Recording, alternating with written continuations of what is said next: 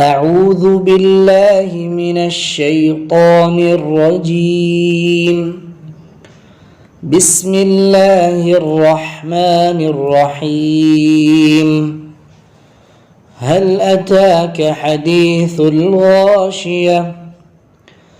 وجوه يومئذ خاشعة عاملة ناصبة تصلى نارا حامية تسقى من عين آنية ليس لهم طعام إلا من ضريع لا يسمن ولا يغني من جوع وجوه يومئذ ناعمة لسعيها راضية في جنة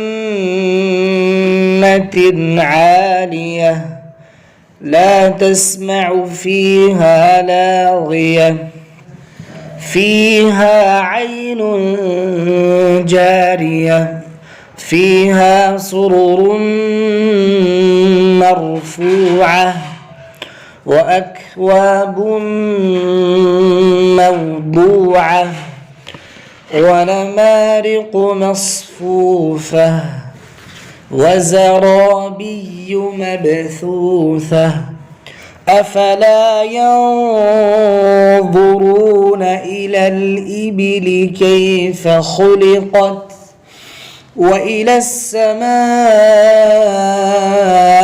كيف رفعت وإلى الجبال كيف نصبت وإلى الأرض كيف سطحت فذكر إنما